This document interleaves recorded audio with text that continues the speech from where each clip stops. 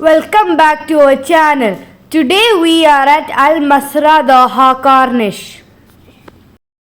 This is Dugong, a giant public art installation on Doha Corniche by acclaimed American artist Jeff Koons.